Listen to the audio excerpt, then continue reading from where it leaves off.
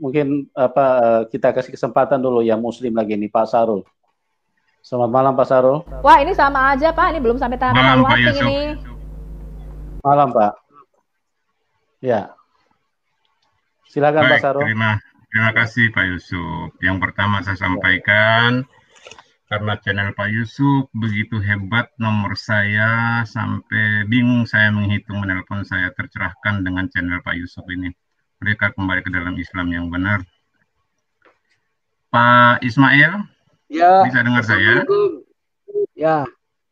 Waalaikum. Ya, sehat Pak Is? Ya. Jadi saya ngelihat Pak Ismail ini kayak Kiai Ma'ruf baru pulang sholat ini. Alhamdulillah. Ya, semoga sehat Pak Is ya. Alhamdulillah Pak. Baik, terima kasih. Saya hanya masuk pada tatanan kesaksian Bapak, tidak akan saya tambah, tidak akan saya kurangi. Artinya tidak ada yang punya kompetensi dalam menjawab apa yang pertanyaan saya kepada Bapak, karena Bapak lah yang bersaksi. Gitu Pak ya? Ya, betul. Baik, terima kasih. Kita edukasi masyarakat ya. Tadi di awal Bapak mengatakan keluarganya plural ya, sekuler gitu Pak ya. Pegangan agama itu sederhana karena memang tidak terdidik Pak. Ya, artinya sampai diserahkan kepada anak-anaknya, keturunannya untuk memilih agama sesuai dengan keinginannya ya. Bukan diserahkan, karena mereka juga tidak tahu cara mendidiknya, karena mereka dalam kondisi tidak tahu apa-apa. Jadi apa yang mereka mau berikan ya tidak ada. Jadi ya itulah keadaan masa itu, ya memang orang tua saya tumbuh dalam zaman penjajahan, masuk Jepang dan lain sebagainya. Sehingga untuk cari makan saja itu sulit, apalagi mau mendidik ya. Itulah kira-kira gambarannya, dalam arti mereka bukan tidak mau mendidik, tetapi tidak tahu bagaimana mendidik. Ya, saya tidak mengatakan tidak mau mendidik, hanya saja karena emang basic Islamnya tidak ada, menjadikan anak keturunannya itu diberikan hak lepas gitu ya. Ya, kira-kira seperti itu. Ya, baik. Yang berikut Pak, Bapak tadi mengatakan bahwa Bapak pernah belajar Islam kebatinan. Apa yang maksudnya itu Pak? Enggak, maksud saya di dalam konteks saya mempelajari agama, di situ kan saya memiliki pergaulan. Dan dalam pergaulan itu saya kan juga dididik, di mentor di dalam suatu perguruan silat. Dalam perguruan silat kita akrab, dan disitulah saya juga dididik secara pengajaran-pengajaran moral agama dan lain sebagainya. Ya, waktu itu kan kita secara sederhana, walaupun tahu tidak tahu, ya mari, udah Islam ini terbaik, masuk aja gitu kan kira-kira. Soal dia tahu atau tidak nanti pelajarin kemudian kan kira-kira begitu. Tapi kan saya ini belajar dalam arti mencari kebenaran sendiri yang menjadi pegangan saya. Nah, itulah yang membuat saya mencari kebenaran secara ya seksama, dan saya meneliti dengan baik tanpa harus menghina satu dengan yang lain, dan saya melihat kebenaran untuk kebutuhan dan perjalanan hidup saya di saat ini maupun sampai di akhirat. Itu kira-kira. Baik, terima kasih Pak. Yang ketiga, tadi Bapak bicara mukjizat Isa Al-Masih, lalu Bapak melabeli kalimat kebenaran yang sama diungkapkan di dalam Al-Quran. Apa refleksinya itu Pak? Saya melihat di sini ada kelebihan antara Isa dengan Muhammad. Ya, saya mendapati satu kelebihan di situ, sehingga klaim yang saya peroleh sebelumnya bahwa ini akan begini-begini itu terbantahkan, gitu maksud saya. Ya, terbantahkan dengan Quran itu sendiri, bahwa itu Isa itu adalah sejak lahir dia dididik oleh Allah sendiri. Ya, sedangkan kalau Muhammad hanya diutus oleh Jibril yang mengajar, itu pun masih samar-samar. Kadang-kadang beliau itu salah kira ini bukan malaikat atau apa. Jadi masih ada kekeliruan di sini. Di sini ada kelemahan. Ya, kekuatan Isa jauh lebih, istilahnya kalau bahasa persilatan jauh lebih sakti lah begitu kira-kira ya. Saya melihatnya. Nah, itu Quran yang menyaksikan toh. Nah, kemudian dia dididik, dan secara mujizat, kegaiban, dia pun memiliki, ya, dia diperkenankan memiliki banyak kegaiban, ya. Dan tapi Nabi Muhammad yang disebutnya penutup bahkan lebih tinggi ya di dalam perjalanan Isra Mi'raj dan lain sebagainya, tetapi terbantahkan dengan sendirinya dengan keadaan ini. Bahkan pada akhirnya beliaulah yang turun mengadili umat manusia semua, ya. Sedangkan beliau tidak. Jadi dari segi inilah, secara kebenaran pribadi, saya menemukan bahwa ini lebih tepat saya memegangnya. Apalagi ditunjang dengan ayat bahwa pengikut Nabi Isa itu akan terkemuka sampai akhir zaman. Jadi dengan demikian kuatlah pegangan saya ini. Itulah kira-kira buat pribadi saya, ya. Sehingga saya mengatakan, tapi orang teman sahabat lain mau memilih yang lain ya nggak apa-apa. Seperti saya ibaratkan seperti memilih istri, ya silahkan. Mungkin kata saya kurang tepat, tetapi bagi dia itu adalah yang terbaik. Nah itulah kira-kira pandangan saya ke depan, itu menjadi pegangan saya. Itu loh Pak kira-kira. Baik, artinya Bapak sepakat bahwa Isa itu adalah nabi, Pak ya? Bukan nabi dalam kelebihan.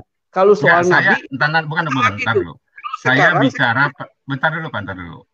Kebenaran yang Bapak maksud Isa itu di dalam Al-Quran, saya tidak bicara pada konteks yang berbeda ya.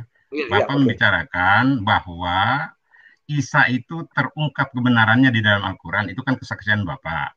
Iya. Esensi Isa di situ apa, Pak? Biar jelas ya, biar pendengar itu paham. Saya waktu itu tidak memberikan esensi dia Tuhan atau bukan, tapi saya membandingkan secara analogi dia memiliki kelebihan daripada Muhammad. Itu saja. Baik, ya. baik. Setelah itu saya menggali lagi di dalam Alkitab dalam konteks membandingkan, baru saya menemukan ternyata apa yang Quran tulis menjadi pengarah di dalam Alkitab. Saya menemukan bahwa dia adalah Tuhan dan Juru Selamat. Itu maksudnya. Jadi progres perjalanan saya jelas. Baik. Justru menarik kalau ini ada tambahan dari Bapak. Pada saat Bapak Islam, Bapak justru memberikan komparasi terhadap kitab lain tentang Isa. Maksud Bapak gimana, Pak? Antara saya waktu mempercayai Islam, saya mengkomparasi antara posisi Nabi Muhammad dengan Isa, Nabi Isa. Kelebihannya jelas, lihat Isa jauh di atas segalanya. Itu kelebihan. Nah, berarti dengan atas segalanya, bahwa dia adalah dimuliakan dan lain sebagainya, itu terbantahkan dengan sendiri. Sehingga saya mencari korelasi bahwa ini karena Isa itu sumbernya dari Alkitab, saya mengarah ke sana. Dan itu di situ saya menemukan yang lebih dahsyat lagi. Nah, itu loh Pak. Siapa yang bilang Isa itu sumbernya dari Alkitab, Pak? Loh, karena kan itu Injil, Pak. Isa membawakan Injil. Kan Quran sendiri menulis, dia diturunkan oleh Allah Injil. Kitab yang mana yang Bapak maksud ini, Pak? Saya begini Pak, kalau soal kitab, dalam Quran sendiri tidak pernah dijelaskan bahwa Injil yang beredar saat itu, yang dipegang oleh itu palsu. Nggak ada. Nah, nanti, jangan, nggak ada justifikasi palsu, Pak, jangan. Maksud saya, komparasi Bapak tadi menemukan Isa di dalam kitab yang mana, Pak? Kitab Quran. Dalam kitab Quran dijelaskan kan, dia punya kegaiban. Dia punya bisa membentuk. Bukan komparasi Bapak dengan kitab yang mana sehingga Bapak temukan Isa. Tidak ada. Quran menjelaskan. Quran menjelaskan dalam surat Maryam dan lain sebagainya. Sedangkan dalam Quran juga dijelaskan bahwa Nabi sendiri tidak mengenal tentang iman. Dia tidak tahu tentang iman. Dia tidak mengerti kegaiban. Bapak dapat ayat dari mana? Ya, baik, udah jelas, Pak. Bapak dapat ayat dari mana, Pak? Bahwa Allah itu melebihkan Isa. Dari mana, Pak, dapatnya, Pak? Itu nggak ada. Itu kan terlihat jelas. Bukan, itu kan terlihat jelas, Pak. Kalau Isa itu dapat berbuat mujizat, itu kan sudah diceritakan. Nggak perlu saya tanya dengan yang lain. Itu artinya Bapak udah memberikan justifikasi yang baik. Bahwa Isa adalah Nabi, Bapak juga tidak berani mengatakan bahwa Isa itu Tuhan, ya? Saya tidak masuk ke sana. Baik, terima kasih. Artinya, biar penonton mendengar, Bapak itu hanya mengatakan Isa itu bermukjizat, walaupun Isa itu mengaku hanya atas izin Allah. Kan itu ayatnya, Pak, ya? Dia punya kelebihan. Itu nggak bisa kita bantah. Isa menghidupkan burung dari tanah liat, ya, Betul. menghidupkan orang mati. Tapi kan pengakuan ujungnya itu kan atas izin Allah. Itu Pak ya? Betul. Baik, sepakat Pak gitu ya? Semua atas izin Allah, Pak. Artinya Iya. semua kita pun sekarang pun hadir karena izin Allah. Iya. Saya fokus pada Isa saja, jangan kau komparasi ke kita karena kita membahas Isa saja. Jadi selanjutnya saya mencari kebenaran yang lebih dalam. Karena Isa berkaitan dengan Injil dan saya mencari dalam kitab Injil, ya, saya menemukan hal-hal yang lebih besar dan itulah yang membuat penetapan dalam diri saya. Saya mengambil Isa sebagai pegangan saya. Okay. Baik. Terima kasih Pak. Yang terakhir, kalau masih boleh Pak Is. Masih boleh Pak Is? Ya bolehlah sedikit. Baik ya. Tadi saya dapat kalimat kesaksian Bapak, terlalu banyak kesusahan di dalam Al-Quran sehingga Bapak dapatkan banyak kontradiksi di dalamnya. Atau berikan satu ayat, benturannya dengan ayat yang mana Pak? Sehingga Bapak memberikan kesimpulan bahwa terlalu banyak kontradiksi itu. Silakan Pak. Kontradiksi dari segi silsilah Pak. Jadi begini. Dibuka saja ayatnya, biar kita bicara data, ayatnya mana?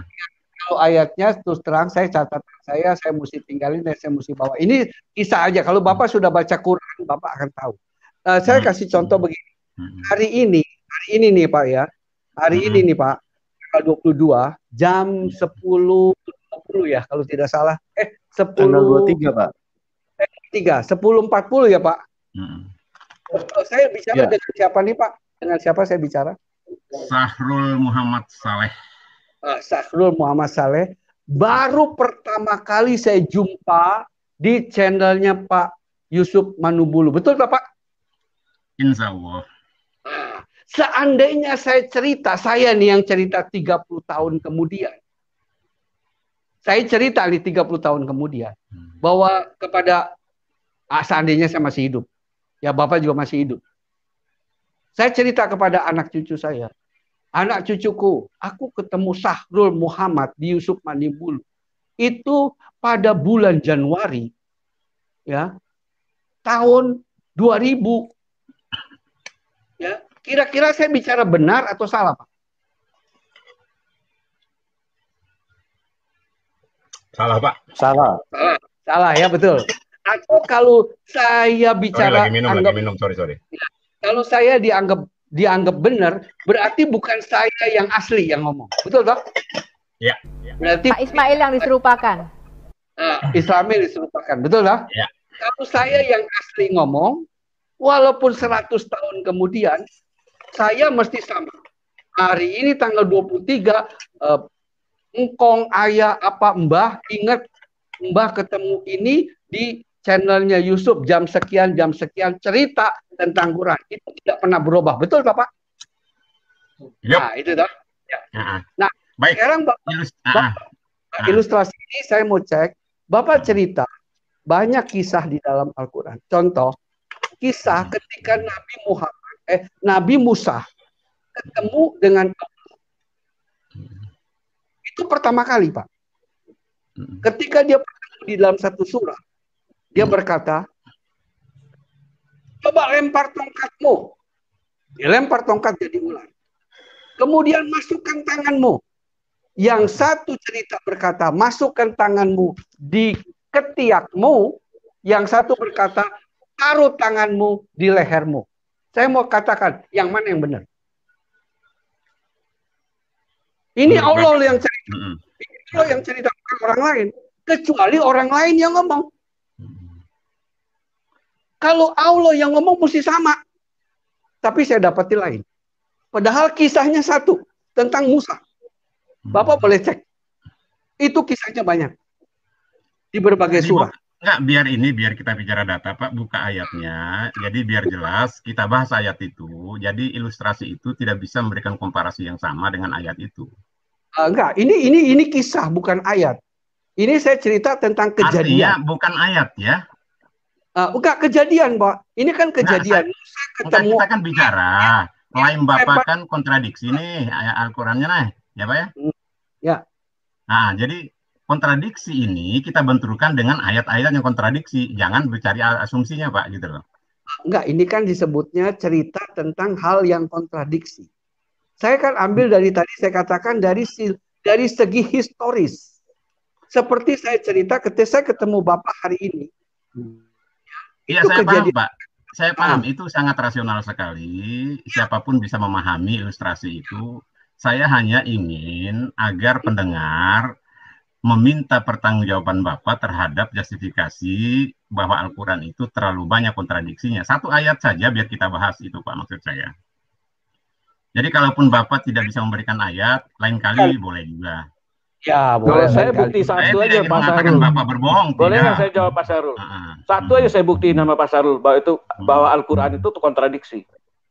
Ya, Al-Quran mengatakan, Al-Quran mengatakan bahwa ayatnya di screen aja. Dengar dulu. Al-Quran mengatakan. Ya, kalau bicara sama saya, bayi data dulu. Oh, ya. Dengar dulu dong, ya. Al-Quran mengatakan, dengar dulu. Saya punya hak bicara, bukan kamu aja yang bicara di sini. Saya punya hak bicara. Ini bukan room kamu loh. Ini room Pak Yusuf. Saya paham. Saya paham. Kamu S2, saya S3 gitu loh. Selesai. Buka ayat. Selesai, saya kasih tahu kamu dulu. Dengar dulu saya ngomong. Kamu mau menang sendiri. Loh, Anda mau bicara data dengan saya. Saya mau ngomong tuh sama kamu. Ada nggak ayat yang mengatakan bahwa Allah menciptakan Adam? Pak Yusuf, ini orang mau menjawab tentang ketidaksanggupan narasumber, bukan datanya. Bukan. Narasumber lebih pintar dari kamu. Jangan membangun narasi yang tidak benar loh. Kamu salah, itu salah. Kan angkat tangan tadi. Tidak angkat tangan, kamu salah. Tidak ada yang namanya penjelasan. Salah kamu. Kalau mau menjelaskan penjelasan. Saya mau jelasin sama kamu justru. Saya mau jelasin. Kalau kamu punya otak, kamu ngerti. Saya jelasin diturunin dulu aja, sebentar. Diturunin dulu aja Pak Syarulnya, Pak Yusuf. Iya, ayat kamu di Al-Quran mengatakan bahwa Allah kamu menciptakan Adam. Sekarang pertanyaan saya, di mana Hawanya? Itu sudah kontradiksi dengan Alkitab. Buka matamu lebar-lebar, Syahrul. Baru satu ayat saya ngomong sama kamu. Kontradiksi, tetapi itu kontradiksi. Tidak bisa memberikan kontradiksi. Buka ayatnya. Buka, kamu punya ayat, kamu buka. Sebentar, saya jawab dulu sebentar. Sebentar. Saya jawab dulu ya. Kamu S2 ke S1 aja kamu. Sebentar. Kontradiksi di dalam Quran mengenai kalau kita Pak Syarul beli buku ini, Pak. Gitu ya? Pak Syarul beli buku ini, Pak. Beli buku ini nih, Pak. Saya kasih ya, Bapak. Ibu, saya tidak akan mendapatkan Bapak beli ini buku ini murah. Daripada Murtadin. Enggak, supaya Bapak lebih cerdas. Kalau Murtadin tidak bisa memberikan ruang edukasi kepada saya tentang iman. Mohon maaf. Lu jangan masuk di sini, Syahrul, kalau lu nggak mau. Sebentar. Saya kasih satu contoh. Tidak dibodohi orang di luar sana. Saya kasih satu contoh. Sebentar, Pak Lobo. Sebentar ya. Saya kasih. Kamu katanya S3. S3-nya di mana kamu ini? Kamu nggak usah tanya di mana. Itu bukan urusan kamu. Saya kasih satu contoh, Pak. Al-Quran mengatakan Maryam itu adalah anaknya Imron. Nah, itu merupakan kesalahan sejarah yang luar biasa, fatal. Ya, Pak ya. Karena berbeda zaman 1400 tahun. Nah, itu sudah menunjukkan ketidakcocokan sejarah. Ya, padahal itu yang cerita Allah. Oke, Pak Yusuf, saya keluar karena memang kompetensi tidak ada sama sekali pada apa yang kompetensi nggak ada. Bukan nggak kompetensi, kamu yang tidak kompetensi. Saya tidak punya ruang untuk berdebat dengan orang. Kamu sudah debat di mana? Saya sudah sering lihat kok. Tidak ada kompetensi kamu, Syahrul. Kalau kemampuan tidak ada, Bapak jangan masuk. Tidak ada. Kamu yang saya tidak pantas. Kamu tidak pantas, lebih tidak pantas lagi. Ya. Bapak, saya sarankan beli buku ini murah banget nih, Pak. Itu hanya untuk orang sekolah loh. Pak Syahrul, saya sarankan Bapak beli bukunya Muhammad Ahmad Kalafullah. Ya, Pak Syahrul, saya sarankan teman-teman Muslim beli bukunya ini, Pak. Ya, beli buku ini nih, Muhammad Ahmad Kalafullah. Al-Quran bukan kitab sejarah. Ya, di sini sudah terdata bahwa Quran ini berkontradiksi dengan sejarah. Teman-teman tolong diam dulu. Apa namanya? Ismail, Bapak tolong jelaskan di dalam Al-Quran mujizat yang dilakukan oleh Musa seperti apa? Tadi kan di dalam Alkitab dia melemparkan tongkat menjadi ular. Nah, Bapak tolong jelaskan kalau di Al-Qur'an seperti apa mujizatnya supaya seluruh dunia tahu bahwa Al-Qur'an itu kontradiksi gitu loh. Siapa yang meminta keterangan Alkitab, Pak Ismail? Anda diam dulu, Syahrul. Katanya S2, S lilin ternyata lo. Masuk pada kesaktian Bapak. Enggak, ada beberapa memang. Itu saya ambil dari segi historis. Ini kan artinya untuk kesaksian dari dalam bagaimana saya mencari kebenaran. Apalagi ketika kita menemukan misalnya keluarga Nuh.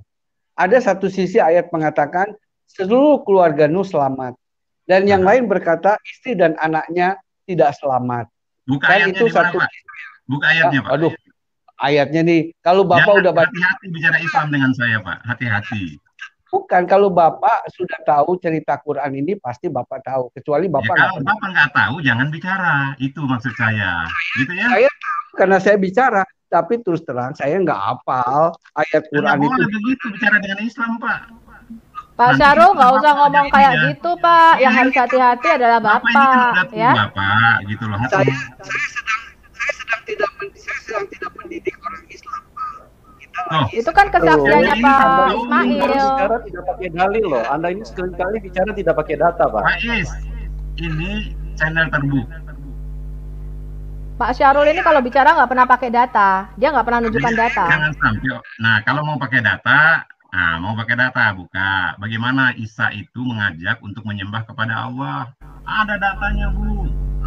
Isa al-Masih itu menyuruh menyembah Allah, Bu. Loh, nggak usah di Quranmu, di Alkitab juga demikian. Saya bicara Al-Quran, Alkitab itu tertolak, Bu. Iya, makanya berarti Al-Quran lu lebih tertolak lagi karena Al-Quran siapa?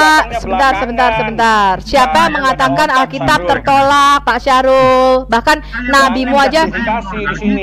Sebentar.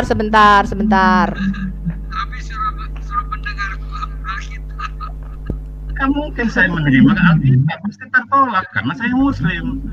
Logikanya sederhana, Bos. Pak Farul, gini loh, Anda tuh jangan setiap kali menggunakan bahasa tertolak ya.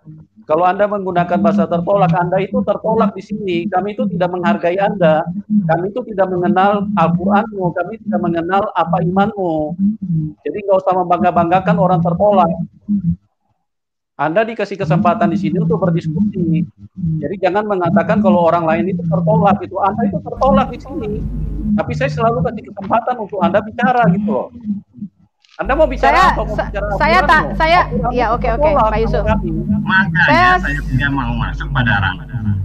Sekarang saya tanya, kalau Quran itu firman-Nya Allah, mengapa Allah bisa salah sejarah, Pak Syahrul? Nggak bakal nyampe kamu tadi kayak kamu, nggak bakal nyampe. Loh, kok nggak bakal nyampe? Ya, kalau saya Bapak lebih pintar, Bapak jelasin kenapa Maryam di dalam Quran bisa tertukar 1400 tahun, Pak. Saya nggak punya kompetensi dengan orang ini, Pak Is. Mohon maaf ya, Pak Is, kalau ada salah-salah kata ya. Ya, silakan Pak Syahrul. Selamat malam, silakan sampai ketemu. Memang lu salah katanya banyak. S2 kayak S lilin ngomongnya. Parah lu, Syahrul. Terima kasih Pak Yusuf ya. Nanti kalau gue tunjuk data lu ngeles lagi ke sana, ngeles lagi ke sini. Udah Lobo, kamu sama Katri aja sama-sama nggak sekolahmu itu. Enggak. Pak Lobo, dasar kebanyakan itu mereka memang tidak melihat sejarah karena Quran itu kan bukan kitab sejarah. Jadi memang cerita tentang Maryam itu tertukar. Ya, dikatakan Maryam anaknya Imron, saudaranya Musa dan Harun. Ini merupakan salah sejarah, ya. Kemudian dikatakan orang Samaria membuat lembu emas pada zaman Musa. Ini sudah kita lihat, ini salah banget sejarah. Karena orang Samaria baru ada 700 tahun setelah Musa mati. Nah, dari situ kita kan akan mempertanyakan, gitu loh. Kalau ini Allah yang ngomong, kenapa bisa salah sejarah? Nggak mungkin dong, gitu kan? Ya kan? Itu baru dua loh yang aku kasih tahu, ya. Ya, sama-sama, Adi. Jadi begini, maksud saya begini. Memang inilah tugas kewajiban kita. Ya. Halo, kedengaran? Oke, Pak. Ya, udah kedengaran. Silakan, Pak. Ya. Memang ini menjadi tugas dan kewajiban kita, dan saya berterima kasih pada Pak Yusuf, Manungulu dan tim yang selalu siap menyajikan. Ini justru memang kita harus membongkar dari segi di sini. Karena inilah titik kelemahan yang terparah. Dan mereka begitu dibutakan sehingga mereka mengalpakan sejarah, ya. Dan padahal itu sejarah membuktikan Padahal mereka selalu mengatakan gunakan akal sehat, gunakan nurani sehat. Tetapi ternyata secara praktek itu iblis telah membutakan mereka. Itu kasihan. Nah, dari segi ini, nah inilah kita perlu tidak bosan-bosan mengingatkan. Saya berterima kasih kepada tim Pak Yusuf Manubulu dan terutama Bu Sofi dengan ininya. Saya nggak keburu siapkan. Saya juga punya data hampir sama tapi mungkin tidak sebanyak Ibu Sofi yang sudah siap. Ya. Jangan khawatir Pak. Di Sarul itu juga kalau bicara tidak pernah pakai data Pak, tidak pernah pakai dalil. Mereka cuman ilmu ini aja. Ilmu ngeles, karena mereka cuma membalikkan orang aja, karena mereka sendiri bingung bagaimana cara jawabnya. Jadi itulah yang kira-kira kita dapati. Terima kasih.